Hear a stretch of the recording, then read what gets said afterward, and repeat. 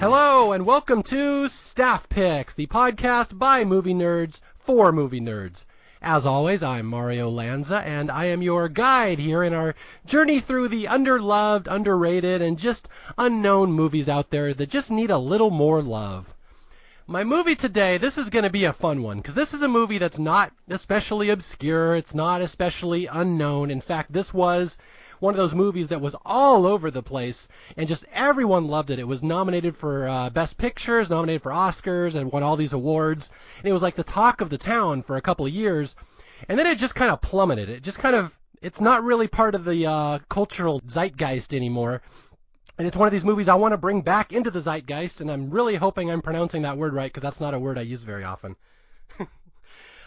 So the movie we're talking about today is 2006's Little Miss Sunshine, one of absolutely the best movies I have ever seen, one of the most audience-friendly, populist movies I can think of that just, when people watch this movie, they go crazy for it, and we will get into that. And my guest here today is, she is an accountant, she is a movie fan, does a lot of work in the past with Oscar picks and Oscar nominations, and just was really, really insistent that she wanted to talk about this movie. This is her movie, and I'm very excited to have someone who loves it as much as I do. Please welcome to the show, Emily Malakoff. Hey there, Mario. Hey, everybody. And did I pronounce your name correctly? No. No, how is it pronounced? Malakoff. Okay, Malakoff. Emily Malakoff, welcome to the show, and let's talk about the Hoover family. Oh, boy. Let's talk about them.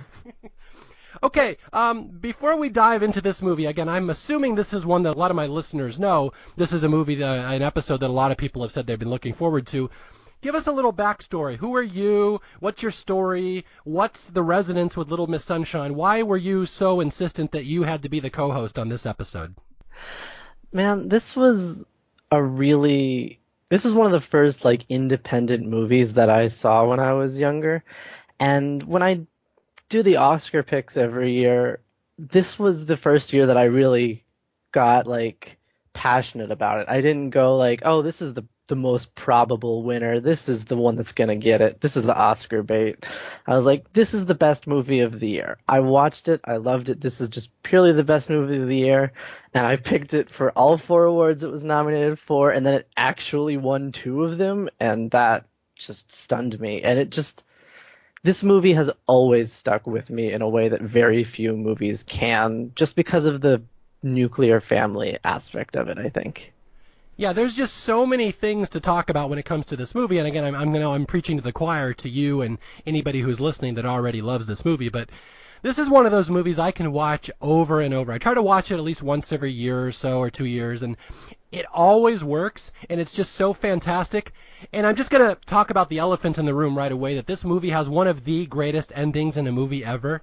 And I'm to the point that I'm legitimately jealous when I meet someone who has never seen Little Miss Sunshine before and they're about to watch it for the first time. I'm literally jealous that they're going to get to experience this awesome ending and it'll catch them off guard. And that's the one thing I want to get through to people right off the top of the show here, that this is one of those episodes, please watch the movie before we talk about it. I don't want to be the person who spoils it for you, and I know Emily probably feels the same way. Absolutely. It definitely doesn't go quite where you think. Yeah, this is one of those movies when you think it's going to zig, it zags, and it's one you can never predict. I've never met one person who predicts the ending to this movie, and it just comes out of nowhere and just absolutely is one of the most entertaining things I've ever seen in a movie. Very excited to talk about this one. Although, Emily, I do have one question for you before we begin. Hit me with it, Mario. Are you a winner? Because we only have winners on the podcast here, Emily. I think by Richard Hoover's standards, I am in fact a loser. Now, why? Let's get into that. Why? Is it because you use sarcasm to bring down the winners around you? Why would that be?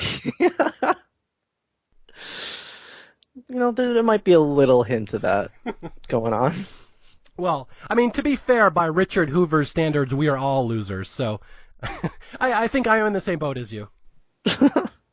All right, so let's delve into this movie, because there is a lot to talk about here. Anything else you wanted to mention before we dive into this just wonderful little indie hit, Little Miss Sunshine? Anything else you wanted to say before we get going? No, I think most of the stuff I have to say is, about the movie itself and better to flow through it. Okay, perfect. Here we go. We're going to walk through this. Little Miss Sunshine, one of the most entertaining movies I have ever seen, to the point that my wife even asked me today. She's like, oh, what movie are you doing on Staff Picks tonight? And I said, Little Miss Sunshine.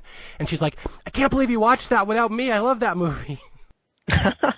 I've angered my wife on this one because I watched it in secret and didn't let her know that there was a viewing of it. So I will probably pay for that later.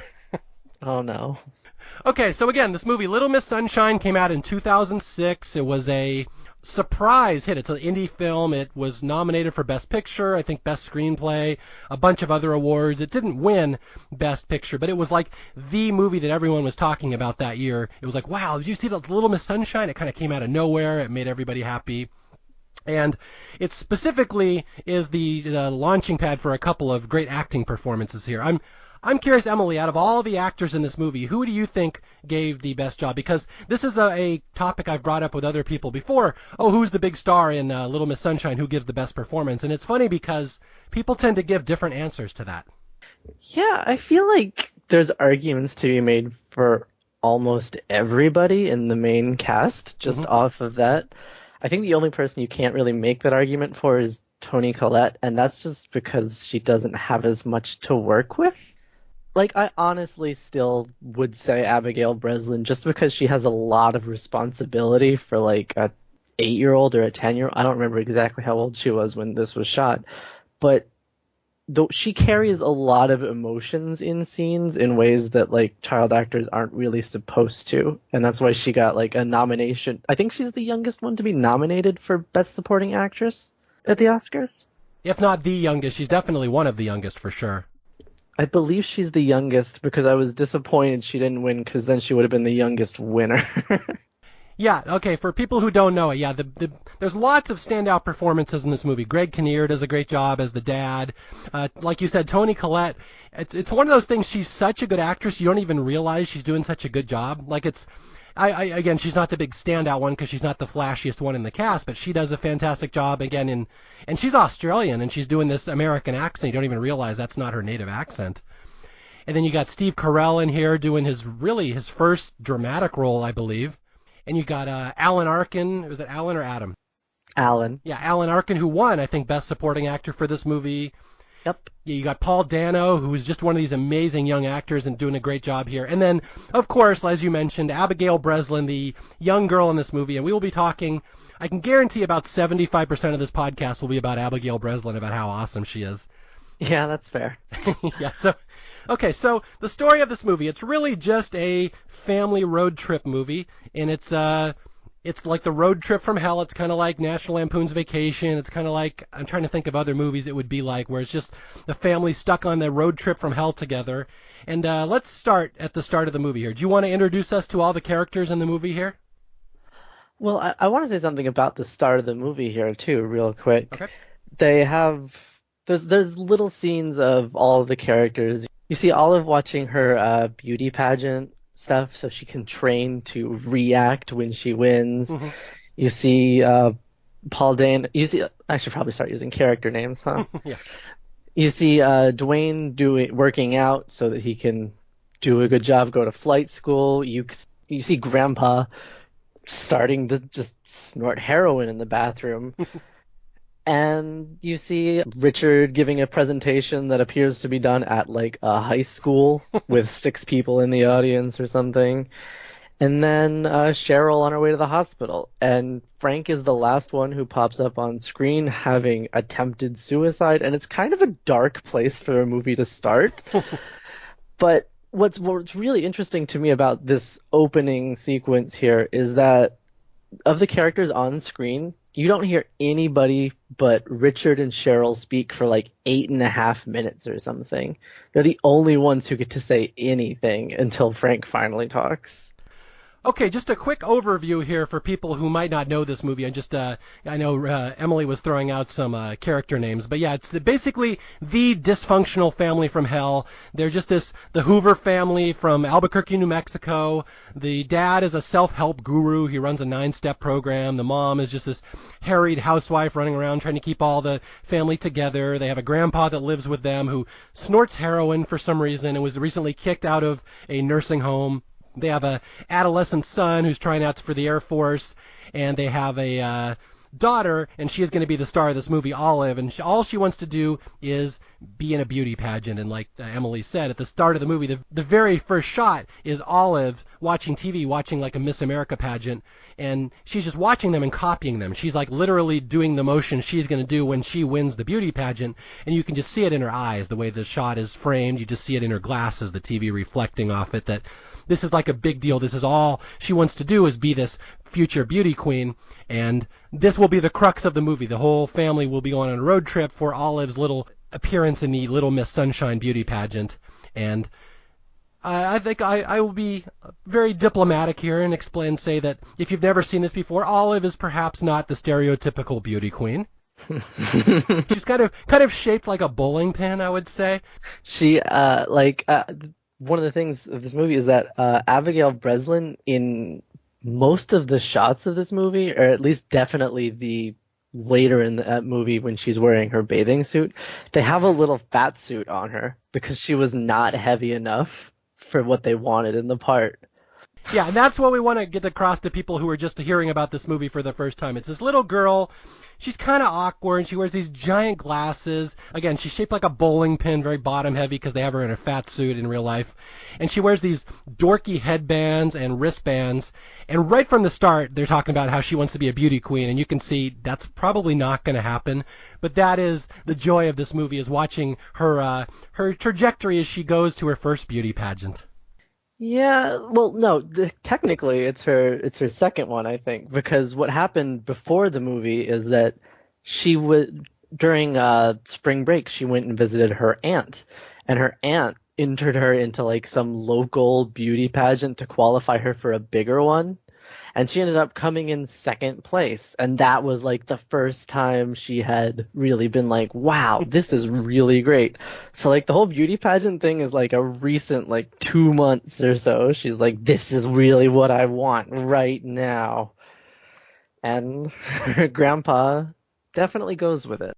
Yeah, so little Abigail Breslin, little Olive, is super close to her grandfather, played by Alan Arkin, and they are the closest relationship, probably the only real non-dysfunctional relationship, although I guess one could argue maybe it's somewhat dysfunctional once we get to the end. But yeah, they're the only really close relationship in the movie, and the grandfather's forever working with Olive and trying to train her and teach her what the move should be for the pageant, and that'll be one of the great delights in this movie, that we never see what he's actually teaching her until the very end, and that's one of the great payoffs. But I was going to say, the pageant that Olive was in before she qualified for Little Miss Sunshine, did you catch the name? It's this goofy name.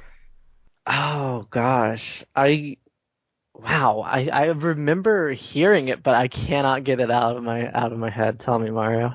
Okay, here we go. Here is our trivia for the day. The pageant that Olive was entered in Albuquerque for the first one was called Little Miss Chili Pepper. Right. So she somehow qualified in Little Miss Chili Pepper, that apparently the competition was not that stiff, that she got second place, and now she is qualified maybe to go to this one in Redondo Beach, California called Little Miss Sunshine. So that is the movie in a nutshell, that Olive is the second place runner-up to go to this Little Miss Sunshine, and before we can go to that, we're going to go through a whole lot of shit here as this family hates one another. Yeah, it's really apparent after a little while that like Olive is the one that they all like, except maybe Richard. But I mean, I guess that makes sense. Apparently, like, he was originally written to be like her stepfather and like to have married into the family. And I guess like the little touches of that never really got out of the script, because he does not really stick up for Olive all that much in this movie at all. Yeah, I was going to say the dad in this movie, Greg Kinnear, plays this guy, Richard Hoover. He's again, self-help guru. He's come up with this 9-step program. He's forever trying to market to people. It's clear he really has nothing else going for him in life. And again, not to, put too fine a point on it, he's kind of a dick in this movie. Like, he's just a jerk to people, and you don't really like him. And that's kind of the running thread in this whole movie. You don't really like any of these characters. They're all kind of just jerks at times to one another and just in general. But as the movie goes along, they'll all start to pull together and realize they're a family and they have to support Olive. But yeah, Olive is like the calm at the center of the storm here, the one kind of constant that's not really in chaos like everybody else. All she wants to do is go to her beauty pageant and be a beauty queen, and around her is everything is just swirling, all this chaos, and you got the Uncle Frank. This is Steve Carell's character, is like some Proust scholar at a college, and he recently was dumped by his boyfriend, and he tried to kill himself, so they have to bring him into the house. So in spite of all this dysfunction, all the other family members not liking each other, now you have Frank, who's a suicide risk, and they have to watch. And yeah, it's just a whole mess. It's just Olive is just blithely just wandering around trying to prepare for her beauty pageant, and everything is just chaos around her. Yeah, there's a lot of great scenes with Frank and them in this movie, but like they're right after they've had this whole talk and decided, oh, okay, well, we can't leave anyone behind, so we're all gonna pile into the VW bus and drive like 800 miles to get to this beauty pageant for Olive. Frank is sharing a room with Dwayne because he can't be left he can't be left alone at night, and Dwayne, who does not talk, he's taken a vow of silence until he becomes a military pilot, just writes, he communicates by writing on a notepad, and before bed he just writes on a notepad, turns it around, shows it to Frank, it just says, please don't kill yourself tonight.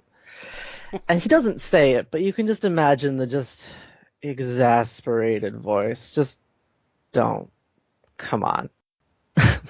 Yeah, let's explain that to people who haven't, I guess I kind of skipped over that.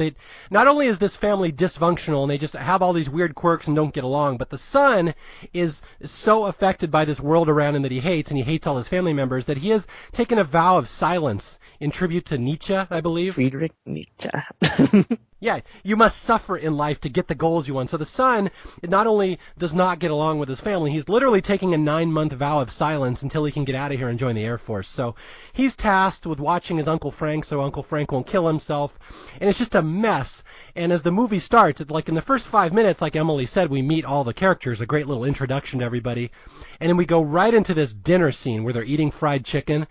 And it's this wonderful scene about 10 minutes long where within 10 minutes, you understand every little bit of weird dynamic and dysfunction in this family and all their history, where they're just bickering over the chicken, and the grandpa comes out, who the fuck bought chicken? It's chicken every fucking night. Like, it's just, you can just see the dysfunction, and they're just screaming at each other over dinner. It's just a wonderful scene, and I think it's one of the more underrated scenes in this movie. Yeah, it's a really good characterization for everybody, especially Edwin, who comes out and just fuck is every other word and chicken is every other word. So, but then even throughout the whole dinner scene, just all of the little things, like the fact that after dinner, Cheryl goes to the freezer and just grabs a box of popsicles and that's dessert. There's a salad and Richard cleaning up scrapes half of it into the sink and then just drops the bowl in the sink because he doesn't care. There's a whole lot of little things that all the characters do in that scene, but I guess the really big one is that Olive questions what happened to Frank, and Frank has to explain it to her, and Cheryl is all for her, learning about this, and Richard is absolutely against it. Like that's the first real conflict between Richard and Cheryl, is just whether or not Frank should tell his story to Olive. Yeah, little Olive is just curious. Why did my Uncle Frank want to kill himself? And it's a perfectly natural question. And just through this whole discussion of Frank trying to explain, well, I was very sad, and my lover left me, and I was fired, and I was overtaken by the number 2 Proust scholar in the U.S. As he's explaining a story, we just see the dad and the mom fighting over whether Olive should be hearing this, whether it's appropriate, whether Frank should even be here in the first place. So yeah, you see such wonderful dynamics in this family. My favorite part of this scene is just the little things that Richard has come up with this 9-step program, and anything that somebody says, he will try to horn into how it fits into his 9-step program, and you can just see in everybody else's eyes how tired they are of hearing about this shit. Yeah, it seems like they have heard it just for years at this point. Everybody looks just so done with him. Yeah, yeah, he's just going on and on. Well, these 9 steps, and this is how we breed winners. Winners is what you want in life. You don't want to be a loser. And then at one point, his teenage son, is taking a vow of silence, and the dad even I love this. He just finds a way to work it in. He's like, well, the vow of silence, that is the 9 steps, and he's working it in. And then the son just shoots him a look like, "F you, Dad." Look. Yeah, I think the direct quote is just, he's like, oh, Dwayne is utilizing at least 7 of the 9 steps on his personal quest to self-fulfillment, and that sentence would just annoy the fuck out of me, like, just by itself, the first time. And it's just, oh God. Yeah, and the dad just goes on and on about winners. You must be a winner. I produce winners. We only have winners in this family. We don't have losers. And at one point, something about luck comes up, and he's got a little thing in there that it's part of his 9-step program where he says, luck is the name that losers give to their own failings. And so you just want to punch this dad. He's just such an asshole. Yeah. But we do get some news here in the middle of this wonderful chicken dinner scene where everybody hates each other, where apparently there's a message on the voicemail that, Olive finished second in this Little Miss Chili Pepper contest, but the winner had to drop out. The winner will not get to go to Little Miss Sunshine, the big pageant out in California. So it looks like Olive is going to go there as a default. She will represent New Mexico or whatever in this pageant. And so it's this big deal. And so Olive hears this and her eyes just get wide. Again, she's the only one with any hope or enthusiasm in this family. She hears, I'm going to go compete in Little Miss Sunshine. And she lets out like the most piercing scream you've ever heard in a movie. Oh God, that scream. It's so loud, but it's absolutely perfect for everything, because so much of the movie just depends on you want Olive to succeed, and so much of it depends on the sheer excitement you see there. Yeah. It's just pure joy, and such a wonderful acting job that Abigail Breslin does in this movie. And this is one of these moments where you just see it in her eyes, how important this is to her. And again, she's not going to do well in this pageant because she doesn't look like a little beauty queen, but she's so excited and you want to root for her. So it turns out that there's this Little Miss Sunshine pageant out in Redondo Beach, California. It's about from Albuquerque. I'm trying to just, you're not from the West Coast, right? No, I've been there like twice. No, I've been there once. It'll be twice this weekend. Okay, well there you go. See, winners go to the West Coast twice. So good choice.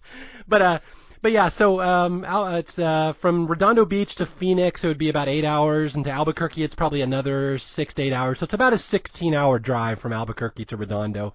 And so the message on the machine says, well, it's this Sunday. You have like 3 days to get here or 2 days to get here. So all of a sudden becomes very hectic that all these dysfunctional people that hate each other and with all these problems and issues are going to be crammed into a VW bus, and they're going to drive to the West Coast. They don't have the money to fly. Their budget is real strained because Richard's 9-step program surprisingly is not taking off. Oh, wow.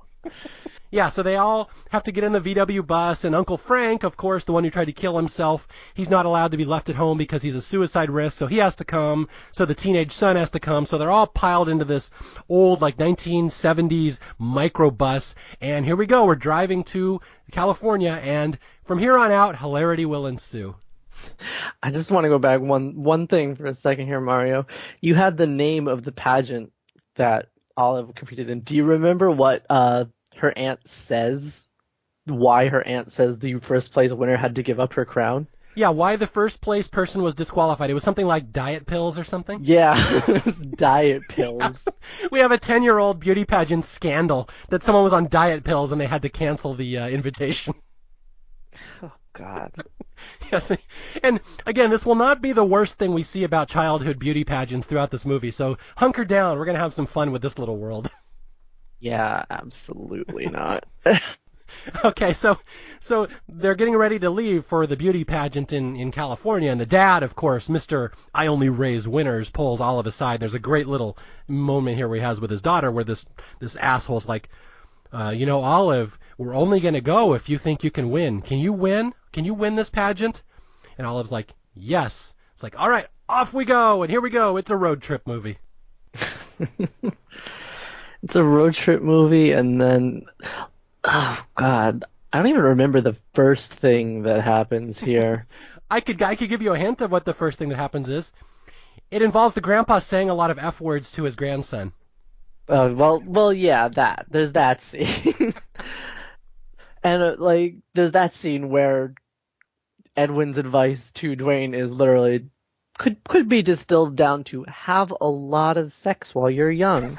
Yes. But there's a great part where Olive is just sitting in the middle seat, bouncing her head to the music on her headphones.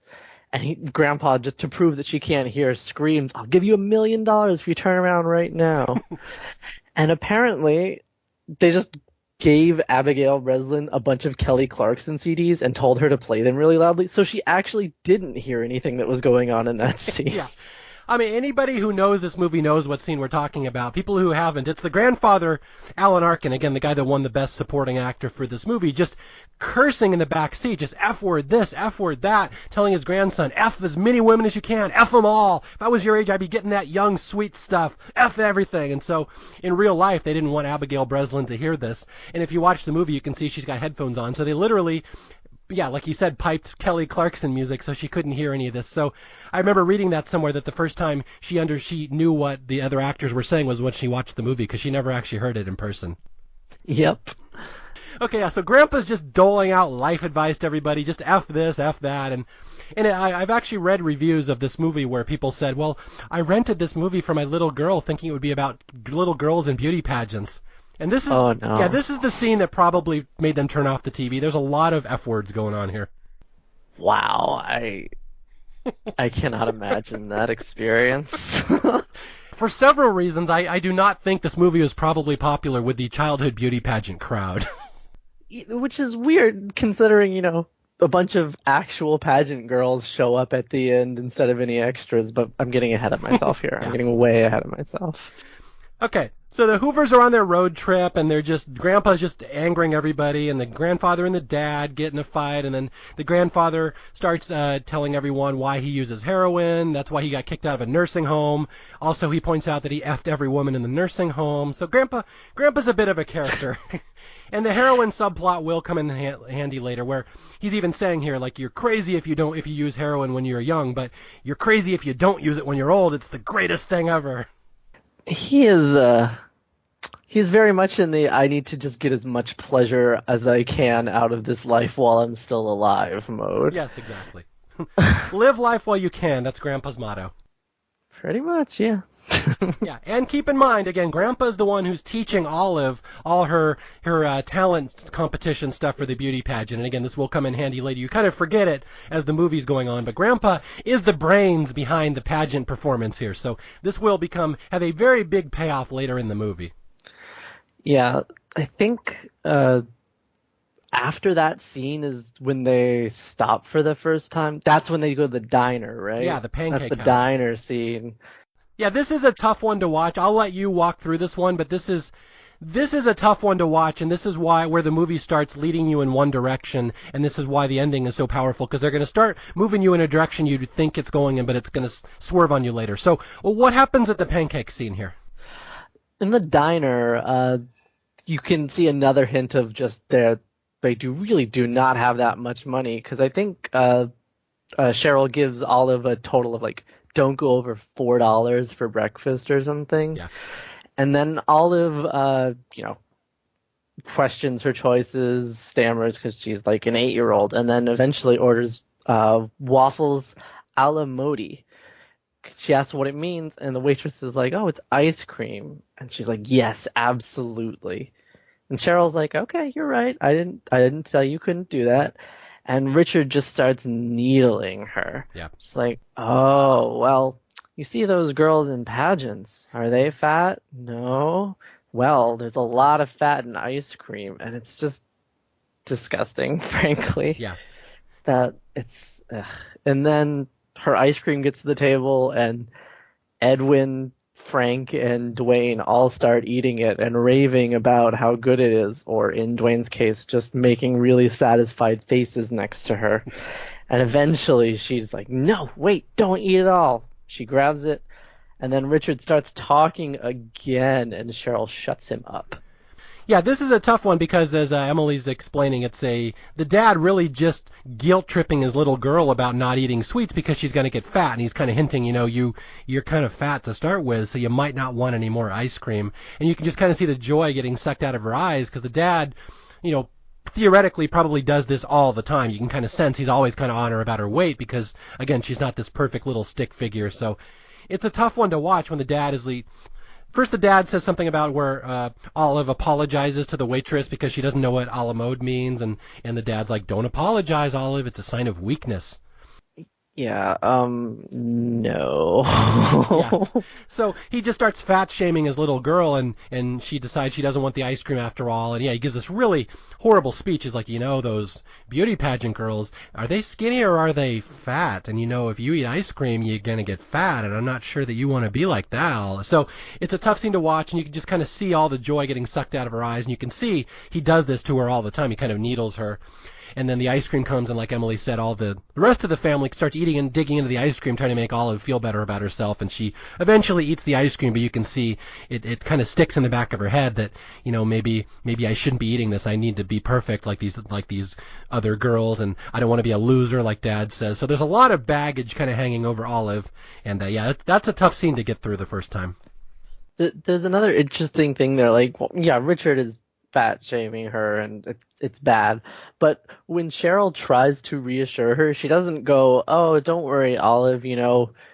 It's just ice cream. It's not going to make you fat." Her response is, "Don't worry. If you want to be skinny, that's okay. If you want to be fat, that's okay." Which is not reassuring for like an 8-year-old who's just told ice cream will make them fat. Mm-hmm. It's just she's trying to be supportive, but you can see that she just doesn't really get it either sometimes. And that's kind of important, I think, in this movie. Yeah, I agree. Olive doesn't really have any role models other than her grandfather. That's the one thing that comes through time and time again, that the only person she can even talk to that's even tries to be kind to her is her grandfather. I would slightly disagree with that. I do think Dwayne is kind to her, but it's not really a thing that is important to the story at this point.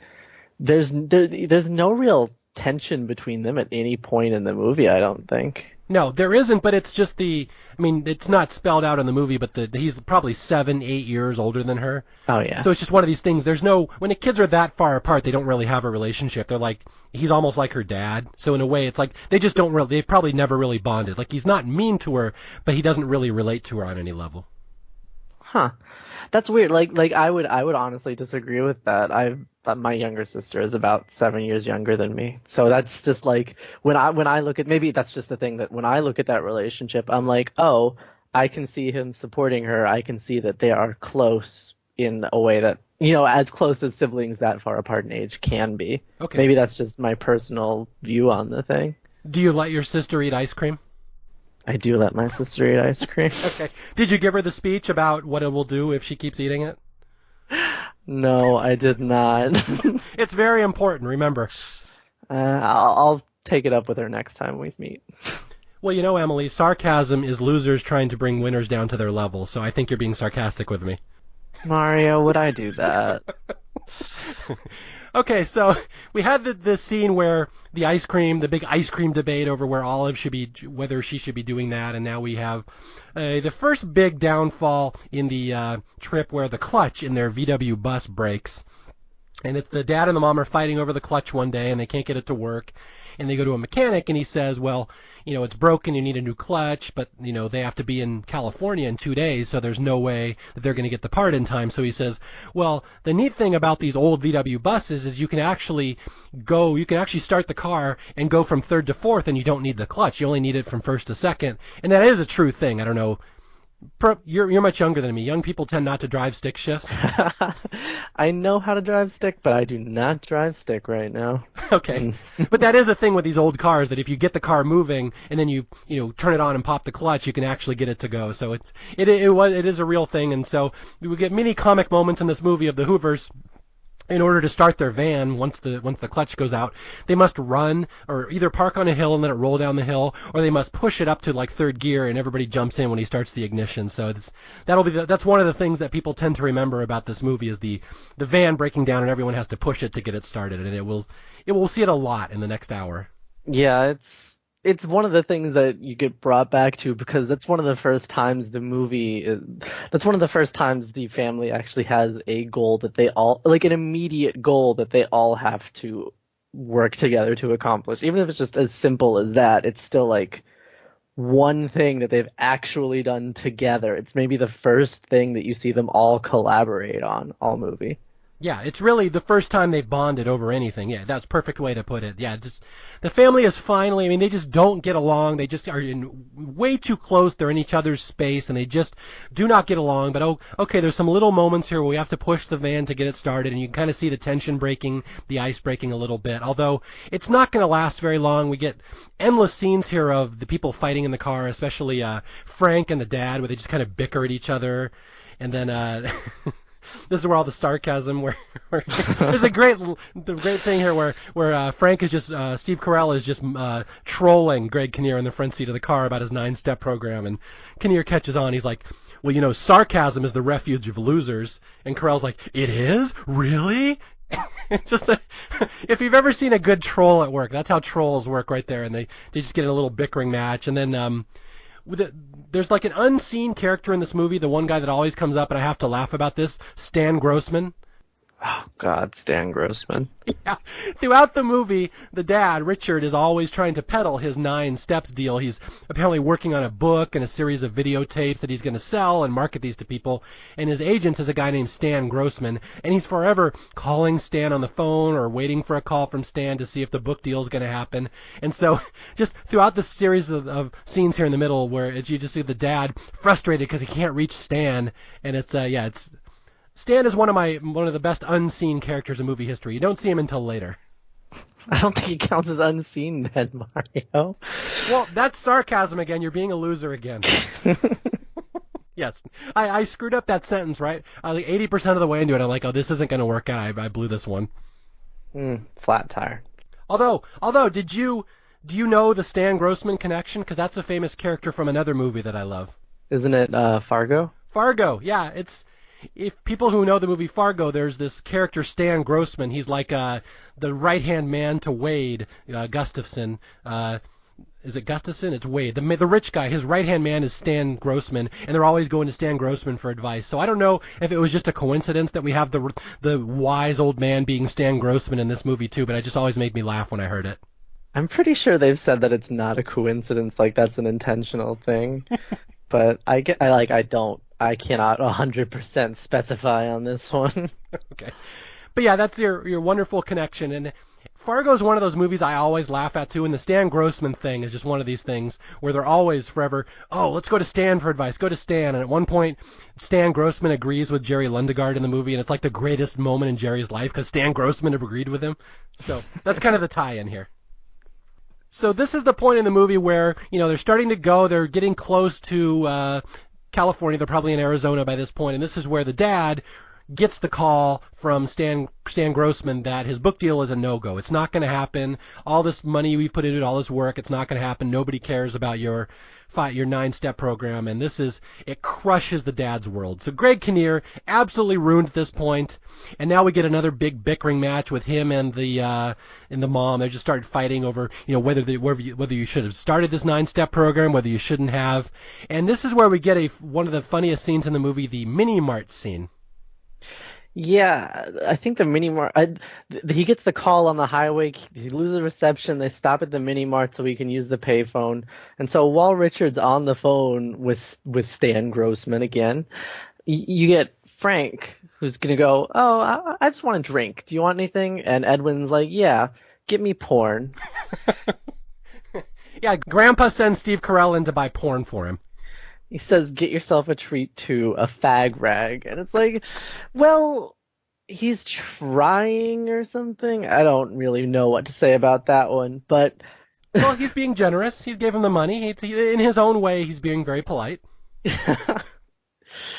And then Frank goes in, and who else happens to pop up but his ex? That was part of the reason he tried to kill himself. And so after he's picked out all these magazines, he turns around and sees his old student, his ex-boyfriend, and they just have wonderfully awkward conversation, and he learns that his rival, Larry Sugarman, is right outside getting gas right now. And he's just like, oh God, everything is here. But while that's going on, the cashier's ringing up the porn and the slushy that he got for himself. And of course, his ex ends up seeing the porn and just sort of, to put it lightly, flees the scene and goes to tell Larry. Larry and them turn around to see him, and Steve Carell ducks behind the candy to try and hide. And then he ends up, walking back out of there with the porn and the slushy, just tosses it into Edwin's lap and is just like, oh God, he's so in his own head at that moment. Yeah, it's such a great scene. Steve Carell, one of the preeminent English literature scholars in America, trapped at the counter buying porn. Not only porn, he's got like straight porn and gay porn plus a slushy, which is probably not the ideal combination for one of the preeminent Proust scholars in the America. And he gets cornered by his boyfriend. It's just a wonderful scene of him trying to hide his copy of Buns and Ammo from his literary rival. No, oh God, no. Buns and Ammo comes up later, Mario. You're too early for that one. Well, you see it. I mean, you see it on the shelf. But yeah, Buns and Ammo. That's what I love about this movie, that this copy of this gay porn magazine, Buns and Ammo, will become important to the storyline later. I appreciate that here. Yeah, it's a really great. This movie is really great. It just pulling something out that just seems like a minor part of a scene and bringing it back as a bigger part of a scene later on.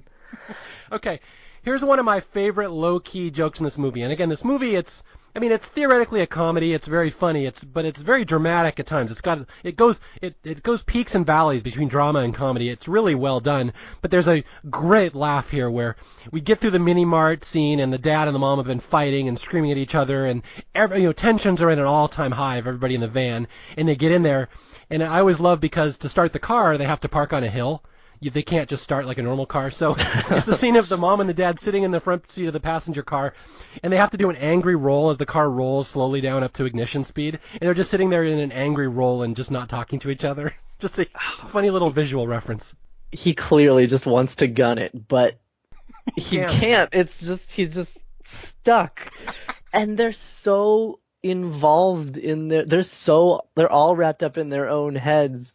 Cheryl and Richard are worrying about the deal that is off now, and Frank is, I don't even want to touch that one. Frank has a lot of things in his head. Edwin's thinking about the deal too.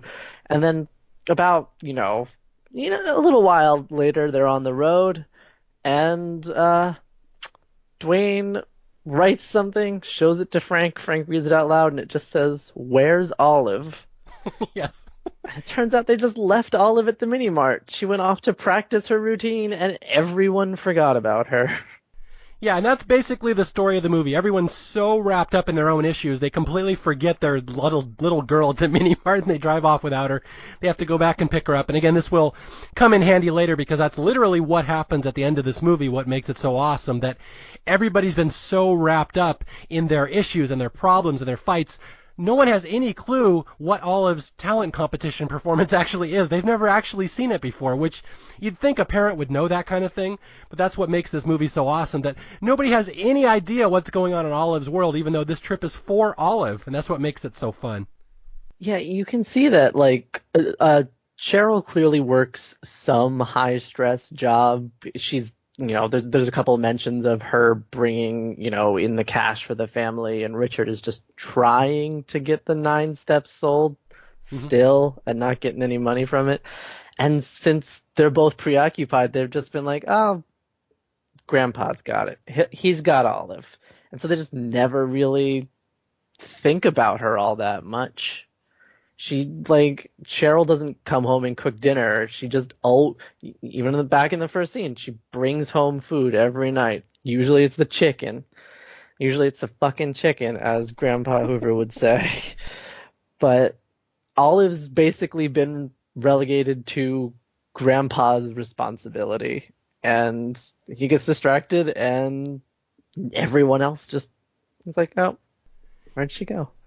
Yeah, you get the sense through this whole movie that Olive has been raised by two things, a combination of TV and Grandpa. Yep. And yeah, nobody pays attention to this little girl. And again, she's the most enthusiastic, happy, bubbly little kid ever, and you love her, but yeah, it's clear she gets no attention whatsoever. And we're going to get a nice scene here where the family turns in for the night at a motel. They go to this little middle of nowhere Arizona motel and turn in for the night, and tomorrow's the big performance, so they have to get a good night's sleep. And we cut to one room. It's Frank and Dwayne, and they're just sitting there in silence listening to the parents fighting in the next room. And then in the third room, we have Olive and Grandpa. And this is one of the best scenes in the movie, and probably the scene that won Alan Arkin the Best Supporting Actor, where, it's the grandpa and the little girl, and he's teaching her. And all you see is he's teaching her, like, how to hiss and growl like a tiger or something. Yeah, he says you're the world champion growler. Yeah, so we see that, and then we have a little conversation where Olive's scared because tomorrow is the big performance, and she doesn't know if she's really up for this because she's competing in, like, the big time at this point. But Olive even tells Grandpa, like, a nice little scene. She's like, "Grandpa, am I pretty?" And Grandpa, I mean, she's got this really kind of sad look in her eyes. This is where Abigail Breslin absolutely shines here, and the Grandpa comes over, and, he's a comic relief character throughout this movie, but here he's deadly serious. He's like, "Olive, you're the most beautiful girl in the whole world, inside and out." And then she says the line that really just breaks your heart when you can feel what her life has been like in this family and with this father just needling her and nitpicking her whole life, where she says, "Grandpa, I don't want to be a loser." It's just, Richard is an asshole. Sorry. He is. He's terrible. You can see, that's the thing, they don't have to spell it out. You can see all the pain in little Olive's eyes. And Grandpa, of course, is right there, and he says, or she even says, "I don't want to be a loser. Daddy hates losers." And Grandpa's like, "If you try, you're not a loser. We can tell them all to go to hell. Get out there, do your best, and do..." So, again, he's the one guy that's always believed in Olive and just wants her to be herself and have fun. And, again, his whole theory on life is just do whatever you want and to hell with everybody else. And he's kind of trying to impart that to her. And this is a very poignant scene, and it's a very touching scene. I think a lot of people might forget this one's in the movie because the movie will go very dark very quickly here. Well, the interesting thing about that scene is that, like, one scene prior, like after the mini art, before the motel, there's a little scene tucked in there where Edwin, comes up to the front seat and talks to Richard and says basically the same thing that he says to Olive, in that, he's like, "You really put yourself out there, you really tried, and that's not something most people do, and I'm proud of you." And Richard just blows it off pretty much. But again, you can see Grandpa is the one that really is the only one who has the right perspective in this family. To an extent. Yeah. I mean, I should point out that he's not that correct since he's about to die of heroin overdose, but for the most part, his heart's in the right place. I mean, he knew that was going to happen pretty much. I don't think he knew it was going to happen that night, but he was like, I don't care.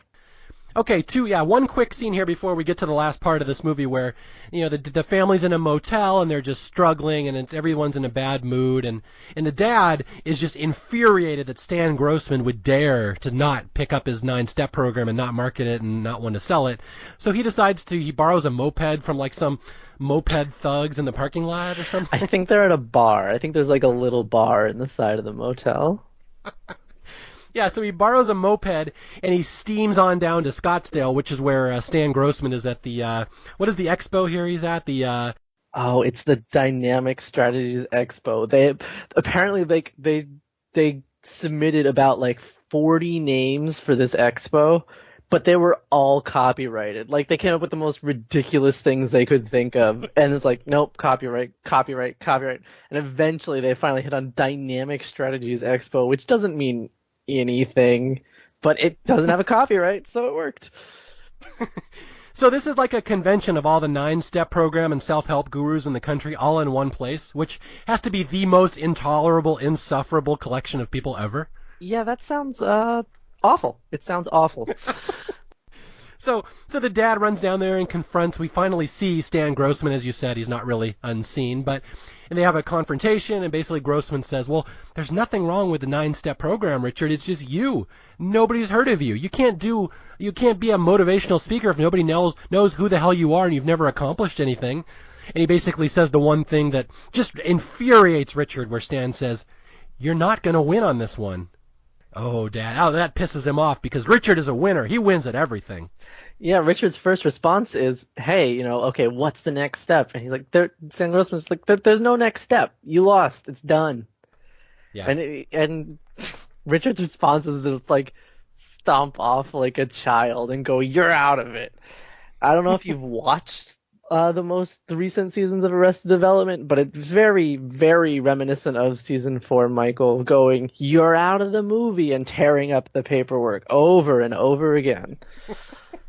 That's the thing that comes to mind when I've watched it recently. You can't fire me. I'm firing you. Yeah. Yeah, so the 9-step program is dead. Everything's gone. The family has nothing really to hope for. It's just chaos. And the dad goes back and just, again, the only reason they're on this trip at this point is for Olive's stupid pageant. And they don't even know what she's doing. They don't even pay attention. And then the next morning, things are going to go from bad to worse, where Olive kind of walks in their hotel room and she goes, "Mom, Dad, Grandpa didn't wake up." And oh, here we go. Now it took a sudden dark turn. Grandpa has died. Yeah, he just pieces out of the movie about, halfway through? Which makes it even more incredible that Alan Arkin won Best Supporting Actor for that one. But, he's in half the movie, less than half the movie, maybe? Yeah, he steals every scene he's in, and again, his influence will be felt at the end of the movie. But yeah, you're right, he's gone out of the movie, and now we're in the hospital, and they're in this hospital in Arizona, and they have to fill out all these forms about, an out-of-state death, which is a big deal. Not to darken the podcast too much, but I had an experience a couple of years ago where my dad was in Arizona. He died. We had to get him back to Washington, and it indeed is a lot of paperwork, and you're moving heaven and earth to get this thing to happen. So this is a very well-known phenomenon. The out-of-state death does lead to a whole lot of headache for many people. So that's what you see with the Hoovers in the movie, that they have this corpse of their grandfather in their car, and they have to drive to California. And they have like a bereavement liaison or something, I think her name is. Yeah, she's a bereavement liaison, and she starts off by being very, comforting and warm, and then hands him all of the forms, and he starts arguing with her, and she shouts something like, "You're not the only one that's had somebody to die here today, sir." But even before that, in the waiting room for a second, there's a little scene where Cheryl is really trying to reassure Olive and Dwayne and everybody, and really mostly herself, it seems like. But there's a little tiny thing. There's a little thing here that I really enjoy. That Cheryl breaks down crying. Dwayne writes a little note down, taps Olive, and it just says, "Go hug Mom." He's like, he knows exactly what his mom needs, but he's not the one who's gonna do it. He knows that Olive is the best choice for the job here. Yeah. She goes over and hugs her, and then, lead into what you were saying. Sorry. No, that's fine. Don't apologize. It's a sign of weakness. I guess I should be sorry for that one too, huh? Yes.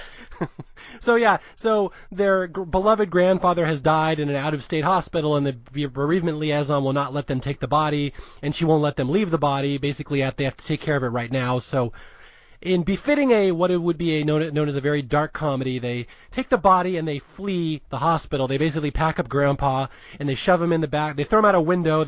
It's a Weekend at Bernie's subplot here. They move him out the window. They load him up into the van. They push start the van and flee the hospital. And at this point, it's like we go Clark Griswold in Vacation here, where screw this is all over. We're not doing this anymore. It's too much of a hassle. And I forget who's the one that really talks them into doing it. Is the dad? The dad's the one that says, no, we need to keep going for Olive. I know it's been a hassle. Who is it? Who's the one that really pep talks them? Richard pep talks a lot. Richard's like, the one thing that Grandpa would really want right now is for Olive to compete in this pageant, and I'm not going to let them take this away from us. And then you can see the look of total shock on his face when Cheryl is like, "You know what? You're right. You're right. I will back you up on this." And so Olive is the lookout, and Richard and Cheryl pass the body out to Dwayne and Frank through the window, and it's the whole mess. It's a caper. Yeah, that's pretty much what it is. It is, in fact, a caper. Yeah, so they get Grandpa's corpse loaded up into the back of their van, and they're just, hell bent. We're going to make it to California. We got to be there by 3 o'clock today, and it's, anybody who knows from Scottsdale to Redondo, that you're going through some pretty heavy traffic areas, so they have to start busting it. And this is where we get my wife's favorite scene in this movie, or at least one of hers, where they're entering California, and they're just racing to get to this beauty pageant as fast as they can, and Richard gets cut off by a car, and in his anger he slams down his hand on the horn on his VW bus, the steering wheel, and the horn goes off, but somehow he gets stuck where the horn is always on no matter what he's doing, and he can't get the horn to stop. So all of a sudden now not only does their van have to be push started, not only do they have a corpse in the back seat, not only do they have a suicidal uncle in the middle seat and a son taking a vow of silence, now they have a van making the most pathetic honking noise at all times where it won't shut off, where it's like, It's actually worse than if it wouldn't shut off, because it does stop sometimes, and there's like those brief moments of, oh, there's nothing, and then it's like, nope, there it is again, over and over and over. And there's a scene later on that I want to talk about with that, actually. Is this the cop scene? No, but the cop scene is the one that's next, but you should go with that one. Okay, so the VW bus is now just the most annoying, again, to quote Dumb and Dumber, we want to hear the most annoying sound in the world? Listen to the van in this movie. So they're driving down the street and everyone's mad at him because he appears to be honking, and Richard's like mouthing to the drivers, I'm not doing that. I'm not honking the horn. And then they get pulled over by this cop. This cop sees them honking and struggling with the wheel, and he pulls them over. And this is another... Again, this movie is just snowballing now into chaos and horrible things happening, and now the cop pulls him over, and it's just a very, very awkward scene where Richard comes out of the car and the cop's standing there, and Richard immediately says the one thing you don't say to a cop, which is, don't look in the trunk. There's nothing illegal. Yeah, oh, nothing illegal, don't look back there. And the cop's like, well, you just gave me probable cause to search your trunk. So... Oh, I will let you. You can do justice to this one. What happens when the cop goes to the back? Well, before the cop even gets there, Richard says, I believe he says something like, everyone just act normal. Nothing is weird here. Nothing. Cop pops the trunk open. The magazines that were just in the bag that they just like put on top of Grandpa at some point. Just the porn mags. The porn mags flop to the ground, and Richard can't see this. So only the cop can see what's going on right now. And the cop's just like, oh, that's what's going on back here. And eventually he calls Richard back there, and you can see Richard through this whole scene where the cop is talking to him about how much he loves these specific porno mags. Richard's slowly inching his way in front of the open trunk to prevent any sort of view of the heap of blankets that still contains his father's body. And then, the cop is flipping through them going, oh, I really like this one. This one's real good. This one's real good. And then he gets two Buns and Ammo that they gave porn magazine that Frank picked out for himself. And Richard says something like, it's a little bit of a different taste. It's a little different choice. And the look of disgust on the cop's face.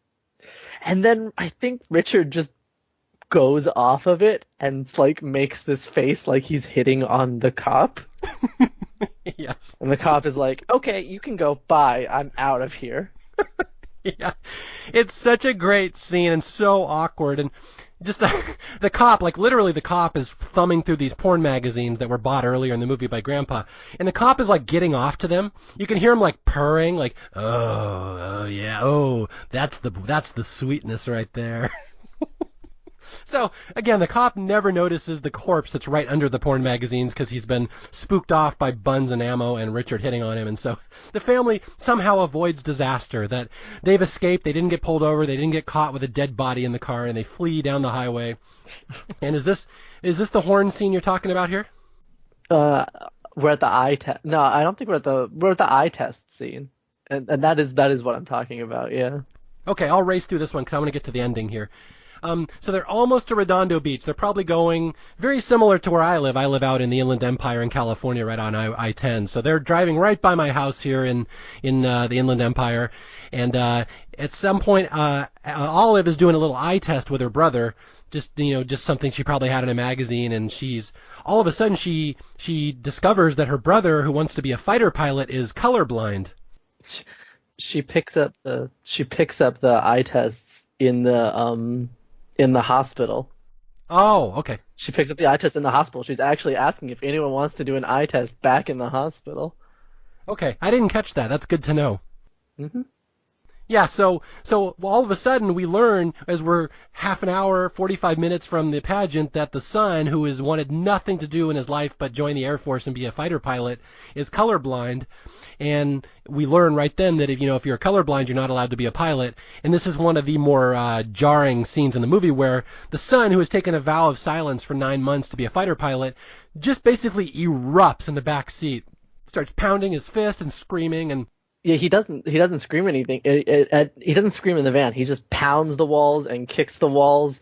And Frank is like, "We need to pull over right now." He has no idea what's going on. And then, Dwayne races out of the car after they've pulled over into an open field and yells his first word of the movie. And what's that word, Mario? Fuck! Then about 3 more after that, I think. Yeah, there's a God in there. Yeah, he basically curses. It's the first word he has said in 9 months, and it's the profanity, the swearing. He's all this rage and anger. And again, Paul Dano is a very good actor, and it's just impressive to see just him unleash all this rage. He's been pent up, and he goes and sits in a field, and then his family's like, "What's wrong? Why is he sitting over there?" And then he stands up and starts cursing at them, like, "I hate all of you. You're all losers. You're divorced, and you run a 9-step program, and you're bankrupt, and you're all idiots, and I hate, and you try to kill yourself. You're losers. I want nothing to do with you." And he just goes off, and it's just this big poignant moment where all his rage, that all this turmoil around him in his life finally comes out. And it's a very, very good performance here by a guy who's done lots of good movies, Paul Dano. Oh, it's perfect. And then you get Cheryl going down there to try and comfort him, and he's like, "No, just leave me here. Just leave me here. I don't want to go. Whatever, just leave me. I don't want any part of this."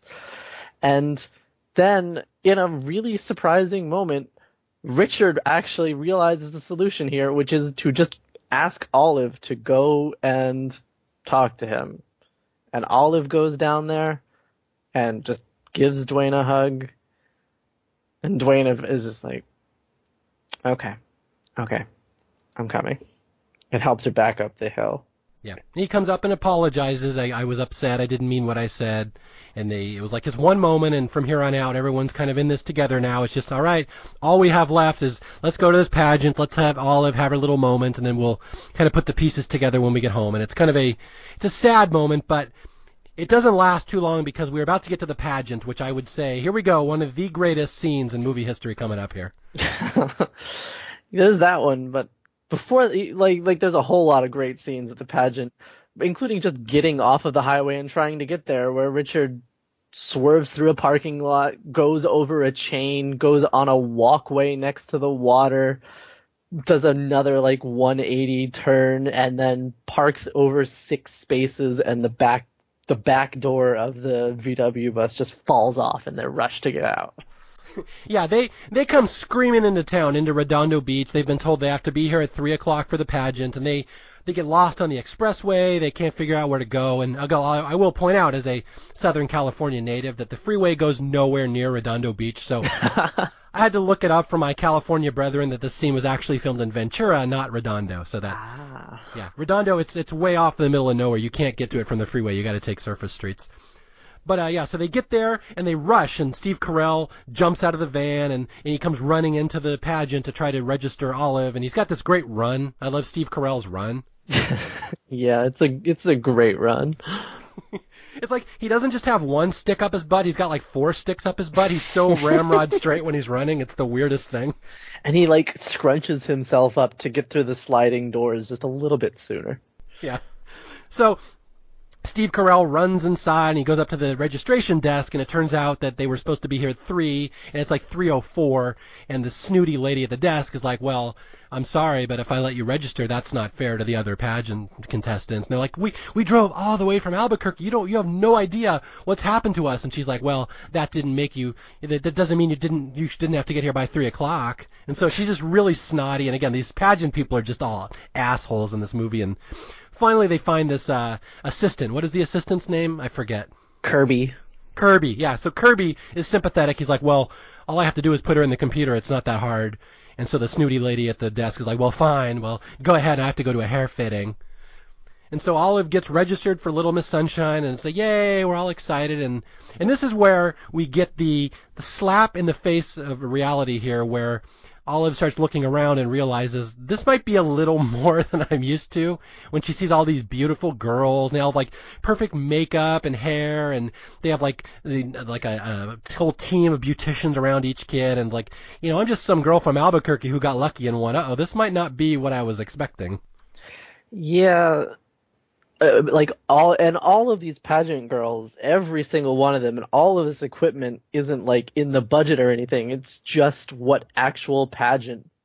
I was gonna say pageant parents, but I'm just gonna say pageant moms brought along when they brought their daughters to be extras. Well, not extras in this movie, but maybe it is extras. I don't know.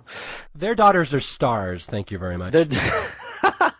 That's fair. They brought their daughters, the true stars of Little Miss Sunshine.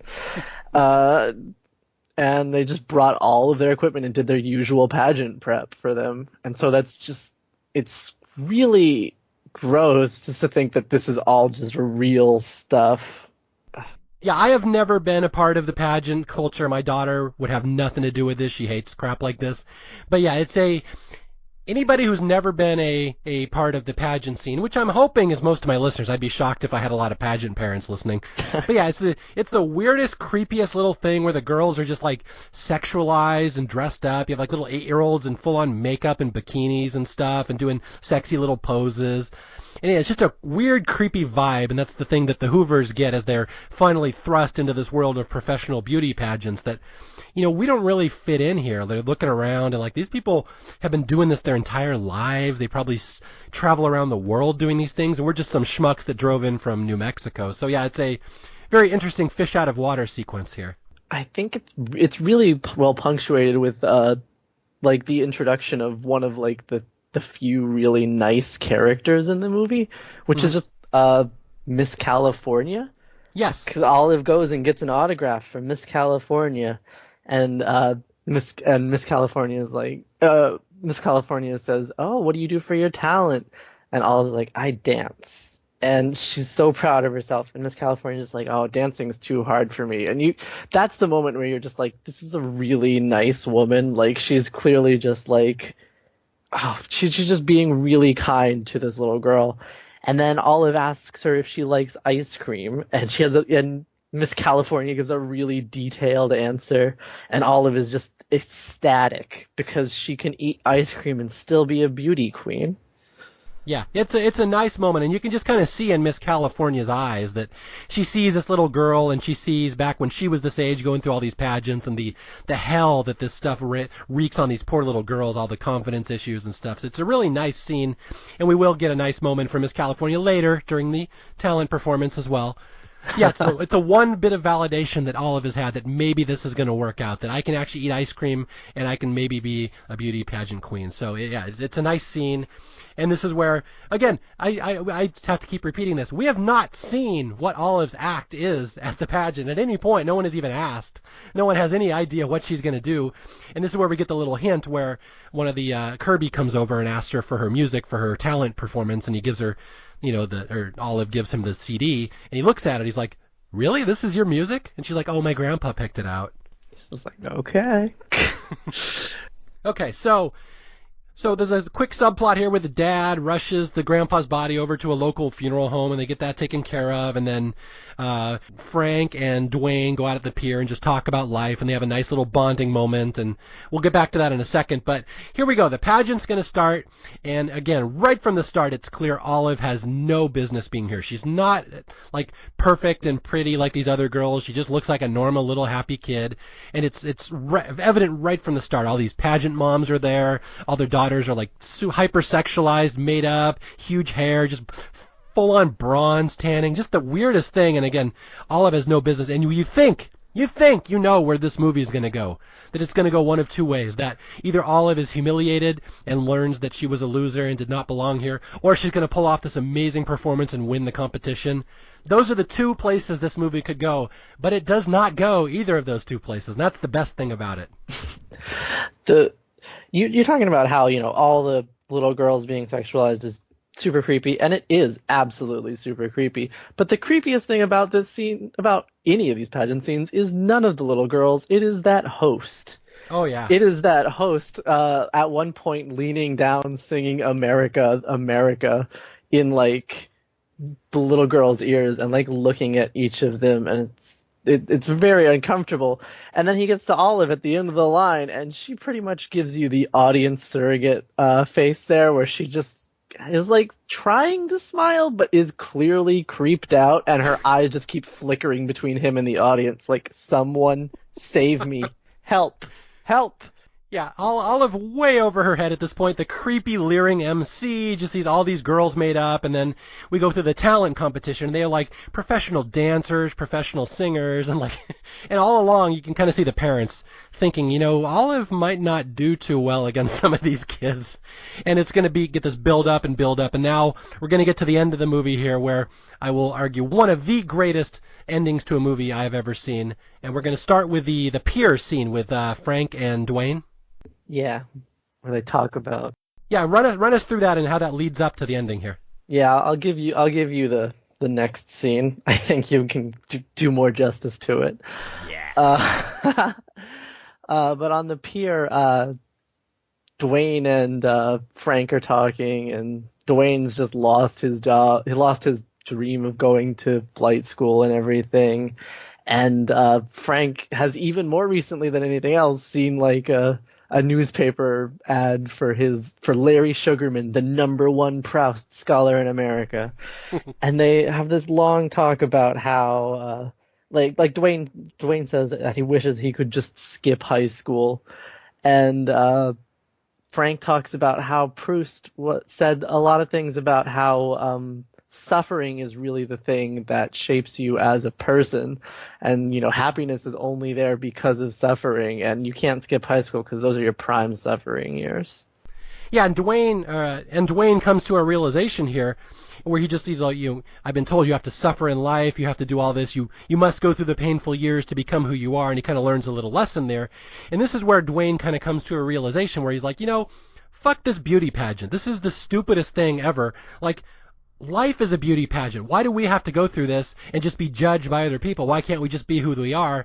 And this is where Frank and Dwayne suddenly kind of make a realization here, like, we can't let Olive go through this pageant. They're going to go laugh at her.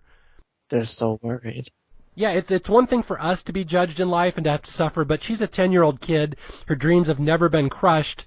Like, she's got this enthusiasm about life and how the world works and how beauty works, and she just wants to be a beauty queen. That's all she wants to do, and they're like, she's going to go get embarrassed right now in this competition. So they run back, and this is this frantic scene where they run backstage, and Dwayne tries to talk Olive out of going out there and doing her performance because she's going to get laughed at, and the mom and the dad have kind of come to the same realization, having been watching all this, and they're like, Olive, you don't have to do this if you don't want to, because they're concerned as well that she's the one person in this family who's, the hope hasn't been sucked out of her soul, and they're worried that she's going to be crushed right now. So it's this great scene where they're all like, Olive's going to get judged. We can't let her do this. But Olive still wants to do it. She still wants to go out there and make her grandfather proud and do this performance that he has been working with her so diligently over the years.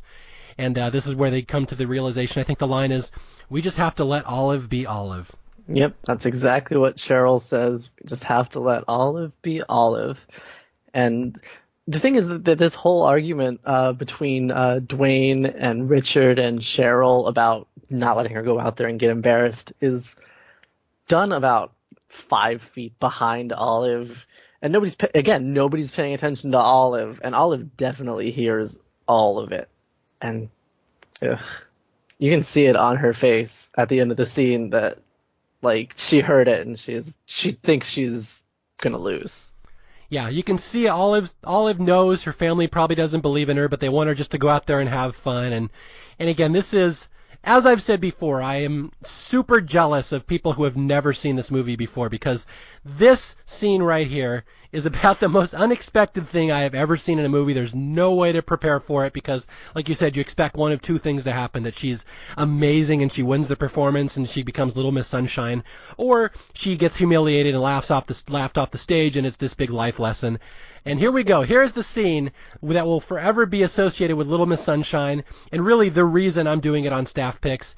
Even if this movie won 50 Oscars and everybody knew it, I would still do it on Staff Picks just because I want to describe this scene to you. Emily, may you grant your permission for me to walk them through the finale here? Oh, please. How about I walk you straight up to it? You have Olive takes the hand of the pageant worker that says it's time to go. She puts the number on her clothes, takes her hand and follows her off. Meanwhile, the family runs off so that they can get in the audience and watch. And then take it away, Mario. Now the magic happens. Okay, so Olive walks out and she's real awkward. She's got she's kind of a chunky little kid. She's got a tuxedo on and a top hat and a little red tie. It doesn't look anything like the sexy costumes the other girls have been wearing. And she's kind of, waddles out to the middle of the stage, and the MC kind of grabs her by the hand and says, "Oh, hi, little girl," or "What are you going to do for us?" or something. And she says she's going to dance, and then she says, "I'm going to dedicate this performance to my grandfather. He taught me these moves." And the MC's like, "Oh, well, that's the sweetest thing I've ever heard. Where is your grandfather now?" And she's like, "In the trunk of our car." Okay, and here we go again. I really hope you have watched this movie before you've seen this podcast or listened to this podcast, because I don't want to be the first person to let you experience this. But here we go. So Olive's her performance starts, her music kicks in, and immediately it is Super Freak by Rick James. And she immediately turns around and points her ass at the crowd and starts slapping her ass like a stripper. And it's just, you watch the audience just stunned, like, what the hell is this? Because again, we've had no idea what her performance is. We've never seen it the whole movie. And she starts doing this little strip tease, and then she walks up to the front and she pulls off her pants. She's got stripper pants on. And so Super Freak is playing. She rips off her stripper pants, whips them around like a trained stripper, and throws them into the crowd as if someone would like that, as if she's like a professional striptease artist. And this is where we see other girls and parents in the audience just aghast. They're like, "Oh my God." Yeah, they even start walking out. Some of them boo her and some of them walk out. They start walking out, and this is where we get this whole scene of people not sticking up for each other, not bonding. People start walking out on Olive's performance, and her Uncle Frank says, "Those fuckers, I will kill them." Because they're just booing and booing.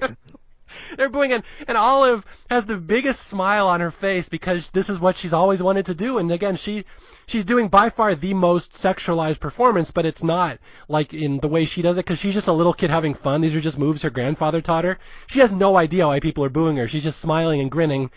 And then at one point she walks up and she pulls her shirt and she rips it open, and you see it from behind as she basically exposes what you think is her chest to the audience. And the dad, Richard's like, "Oh, no, no, no." And I should point out, I've heard people criticize this movie that it glorifies a little girl giving a striptease, but I should point out, at the end of the scene where Olive has stripped off all her clothes, she still has more clothes on than anybody else in their performance. Well, everyone but one. I think the yodeler might have had more clothes. But... Yeah.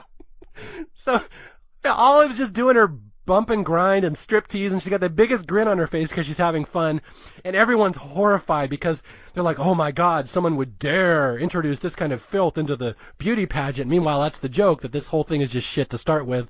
And the grandfather probably was trying to make a point, like, well, if we're going to treat these girls like little strippers, I'll just have my girl go out there and strip for you. And so over to the side, you see Miss California, the one nice one, just kind of jump dancing around with the song. She thinks this is funny. But all the other pageant moms are horrified, and they're trying to drag Olive off the stage. At this point now, they decide, okay, this is too far. Olive is up there now. What is she, crawling on all fours and like growling like a tiger? She's growling. And again, I can't overemphasize enough how awesome it is that Super Freak is playing this whole time as she's stripping for everybody. So yeah, so now the lady in charge of the pageant walks up to the dad. She's like, what is your daughter doing? And he's like, she's kicking ass. That's what she's doing. And this is where it all kind of comes to a head, where all the adults run on stage and try to chase Olive off. They're like, you can't strip here. This is inappropriate. Absolutely not. And she's running away from him. So they send her dad. They're like, go up on the stage, tell your daughter to stop dancing. And the dad goes up there, and he's supposed to drag Olive off the stage, but you know, all the rage and pain and all the crap that life has dumped on his head all kind of comes to a head at once. And instead of dragging Olive off the stage, he decides, I'm going to join her. So now he starts doing his little bump and grind with her. And yeah, so here come all the Hoovers. Here comes Uncle Frank, Steve Carell doing his little sexy dance, walking on the stage, staring at the pageant conductors, just like defiantly, like, watch me, I'm going to do a strip dance too. And then Dwayne pops up there, and Dwayne does a great move where he points to Miss California and starts bumping and grinding his hips like he's doing pelvic thrusts at her. Just one of the great scenes of chaos in a movie you're absolutely not ready for. And through it all, in the middle, is little Olive having the time of her life, doing the innocent little dance that her grandfather taught her, just doing the moves as a tribute to her grandfather, probably not having any idea that she's basically a stripper. There's no way she has any idea. Even when she throws her tie at the pageant coordinator, and she just recoils from it. And at the end of her performance, you get the biker dude who was sitting next to Richard cheering, and Kirby, and that's it. There's two people cheering. And again, there's no way to prepare for that scene if you've never seen it before, and it really just brings down the house. And I personally did not see Little Miss Sunshine in the theater, and I'm so jealous of people who did and got to walk into this and experience that in a crowd. Because I can just imagine the crowd erupting at just the Hoovers basically giving the middle finger to every one of these snooty pageant moms. It's the greatest thing ever. There's one interesting thing about that scene there, and that's that they're not actually dancing to Super Freak. The song that they're dancing to is Peach by Prince. And then they just they tried to cut it together, and they were like, this is not working. This is not working. And eventually they threw Super Freak in, and it was just like, oh, okay, that's it. That's perfection right there. I did not know that. That's good trivia. So when they were dancing, that was a whole different song. Mm-hmm. Yeah, but it's just, again, like I said, I'm so jealous of people who have never seen Little Miss Sunshine, because you're going to have that moment where you see this movie and you see this scene, and you're going to laugh so hard because there's no way to prepare for it. There's no way. You do not see that coming. And again, even all the hints were there. You notice that Grandpa maybe wasn't the best influence, and maybe Grandpa just wanted to tell everybody to go fuck themselves. And this was maybe Grandpa's little statement about pageants, and he's been teaching Olive all this stuff, and it was just a sad day that Grandpa could not be there for the great reveal. Oh, he doesn't even get to stay in their trunk for it. Yeah. So, at the end of the movie, Olive and the family has basically been banned from all pageants in the state of California. They will not be thrown in jail, but the asterisk is you must leave the state immediately and never come back here ever again. And they're like, yeah, we're cool with that. And so here they go. They drive off, they push start their car, and they drive off back to Albuquerque. Hopefully a happier, friendlier family with, admittedly, there's many pieces that will have to be put together, but they had their moment. They had their fun. Olive got her little performance. She got to pay tribute to her grandfather, and the rest of them know, well, also we got to give the middle finger to the entire pageant industry of Southern California. That's the end of the movie. They got their bonding moment. They got their one big, okay, maybe we can get through this moment at the end, just supporting Olive and realizing that she's actually kind of the constant for them. Yeah. She's the one good thing in their life, and they cannot let the hope and the enthusiasm drain out of her eyes. We must protect Olive and just let's all rally around her and become a family. And again, even though we hate each other, even though we have issues, we're still a family. We must bond together, and it's surprisingly touching in a very twisted, odd way at the end. There's a few alternate endings that they shot, and I watched through them. And the first one was just like them sitting, in a roadside, just talking about Grandpa, and they just immediately threw it out. They didn't even get through filming. They just threw it out. They were like, "This isn't good." No. Mm-hmm. Okay. But my personal favorite is the one that just apparently Abigail Breslin was like, "What if we did this at the ending?" And they were like, "That's good enough that we'll shoot it," because it's they get banned and everything, and then there's another reflection of something earlier where you see Olive poke her head out, checking to see if the coast is clear. She waves for the rest of them, and the whole family follows, carrying the giant trophy that they've just stolen from the pageant. Okay, so they filmed that but didn't use it, the stolen trophy? They filmed it but did not use it, yeah. Oh, wow. I really like that one, honestly, with that and then them flying out, but they were really concerned that it just meant that, like, it sort of emphasized winning, when the whole point of it is there's not really that. Exactly. You can not win but still win at the same time. There's moral victories in life. Mm-hmm. Yeah, so again, just one of these movies that's it was such a huge hit at the time, and it was like the talk of the 2007 Oscars, because this came out in 2006. And it was one of those, it was a big populist hit, and again, it was the center of like American pop culture. Everyone knew this movie, and then it just kind of disappeared for a while, where I don't really hear many people talking about it. And by damn, I'm not going to let that happen. People need to talk about this movie. This is absolutely one of the best movies of the 2000s I've seen, and I really can't picture anyone who wouldn't like this movie. It's such a fun little family bonding story, and again in kind of a twisted way, but still. It's funny, I read these reviews of moms that rented it for their little kids and were horrified how vulgar it was, but other than that, I cannot imagine anybody would not like this movie. And then it lost to The Departed for Best Picture. Yeah, I know. Yeah, I'm right there with you on that one. I didn't like The Departed. This is so much more of a fun movie, and I appreciated that they had to give the Lifetime Achievement Award to Scorsese, but this is the movie I think that everyone talks about from that year. This is an awesome movie. This is a really great movie, and there's a really interesting thing that both Abigail Breslin and Alan Arkin get nominated for supporting, but none of the other four got nominated for a lead actor or actress role. But I don't remember what it was, like the Screen Actors Guild Awards or something, where they give an award for best ensemble. They got that one. I was just like, that's the first time I was like, there's really not a category at the Oscars for this kind of thing, because none of them are the lead. They're all supporting actors, it feels like to me. Yeah, and again, even Alan Arkin winning seems kind of weird because he's barely in the movie, and I would agree with you. It's really more an ensemble movie than anything. Absolutely. All right, anything else you wanted to say before we wrapped up here about Little Miss Sunshine and Super Freak? No, I don't think so. I think I've said a lot about it. No, yeah, I think you came on here, you did a good job, and you were indeed a winner. So you followed the 9 steps, at least 7 out of the 9 steps, and I'm very proud of you. Well done. Thanks, Mario. I really, really appreciate it. All right, and as always, my name is Mario Lanza. This is Staff Picks. If you want to reach me, you can reach me at staffpickspodcast@gmail.com. You can reach me on Twitter at Mario J. Lanza. And until the next time I talk to you, I will be out there searching for more underrated, underloved, and underappreciated movies, and I will find somebody interesting to come on and talk about them. Until next time, remember, be a winner, don't be a loser. Losers suck. Bye.